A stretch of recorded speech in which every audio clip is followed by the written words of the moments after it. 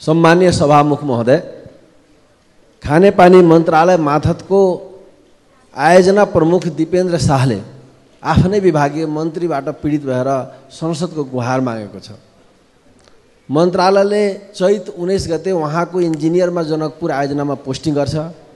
22 गते उहाँले कार्यालयको प्रमुखको जिम्मेवारी प्राप्त गर्छ र केही दिन नपुग्दै त्यहाँ मन्त्रीजीको पिए पुग्छ र आयोजना सञ्चालन सम्बन्धी कुरामा कुरा नमिलेपछि उहाँलाई मन्त्रालय तानिन्छ र अहिले उहाँ विभिन्न निकायमा न्यायको लागि घुम्दै आउनुभएको छ र अस्ति मसँग भेट्नुभयो र संसदमा यो कुरा पुर्याइदिनु पर्यो, संसदमा मात्र आश बाँकी छ भनेर उहाँ एउटा निवेदन दिनुभएको छ। म त्यो निवेदन सरसरी एकचोटि पढ्न चाहन्छु।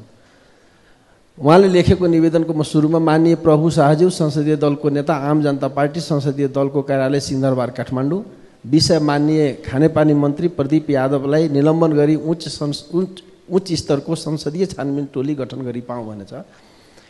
माननीयज्यू, म चैत महिनादेखि सङ्घीय खानेपानी तथा ढल व्यवस्थापन आयोजना जनकपुरमा आर्थिक तथा प्रशासनिक अधिकार सहितको नियमित आयोजना प्रमुखको रूपमा कार्यरत थिएँ। सो अवधिमा आयोजना कार्यालयले चुस्त दुरुस्त सञ्चालन गर्दै 4 वटा महत्त्वपूर्ण ठेका अनुमोदन गरी लामो समयदेखि रोकिएका योजनाहरू अघि बढाउन सफल भएका थियौँ। तर हालै माननीय खानेपानी मन्त्री प्रदीप यादवज्यूको व्यक्तिगत स्वार्थपूर्तिका लागि मेरो सरुवा र अधिकार खोज्ने जस्ता एकपक्षीय, अमानवीय र नकारात्मक प्रभाव पार्ने निर्णयले सो कार्यालयको प्रगति ठप पारी लाखौँ जनताको स्वच्छ खानेपानी अधिकारमाथि हनन गरिएको छ। मन्त्रीज्यूको पक्षबाट दिएको दबावले कार्यालयको योजनाहरू अवरुद्ध भएकाले साविक उपलब्धि र आगामी बजेट उपयोग हुने र नहुने सबै कुरा खतरामा परेको अवस्थामा मुलुकको आम जनताको सेवामा अवरुद्ध सिर्जना भएको छ।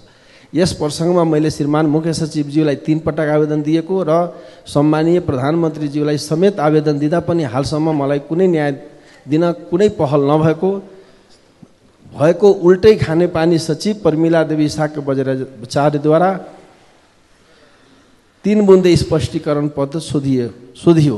सो स्पष्टीकरण पत्रको मैले 26 गतेमा 9 पेजको लिखित स्पष्टीकरण आवश्यक कागजात सहित खानेपानी मन्त्रालय लगायतका निकायहरूमा बुझाएको छु। यसरी भ्रष्टाचार र व्यतिथिको एक्लै आफ्नो जान र जागिर दाउमा लगाएर सङ्घर्ष गरिरहँदा मलाई कसैबाट कुनै सहयोग प्राप्त नभएको एवं झन पीडा बढ्दै गएकोले मेरो न्याय एवं खानेपानी मन्त्रालयको व्यतिथिको विरुद्धमा सर्वम संसदमा समस्या उजागर गरी सहयोग गरिदिनु हुन साधारण अनुरोध छ भनेर उहाँले लेख्नुभएको छ। तफसिलमा केही पोइन्टहरू उहाँले उठाउनु भएको छ।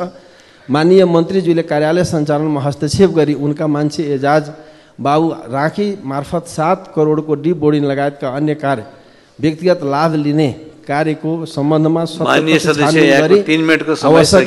कारवाही अगाडि बढाइदिन लगायतका यसरी कुराहरू छ। यहाँ प्रश्न गम्भीर के प्रश्न हो भने अब यहाँ के सरकारी निकायहरू फेल भएको हो, असफल भएको हो, के सरकारी निकायहरू अब काम गर्न सक्दैन?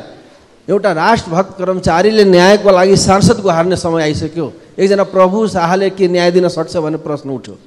सभामुखज्यू, अहिले देशमा राष्ट्रिय कर्मचारी जो आफै आयोजना प्रमुख हो, जो आफै सतर्कता केन्द्रमा लामो अवधि काम गरेको झन्डै 12 वर्ष बिताएका एउटा कर्मचारीले कानुन नियम नबुझेको पक्कै छैन होला।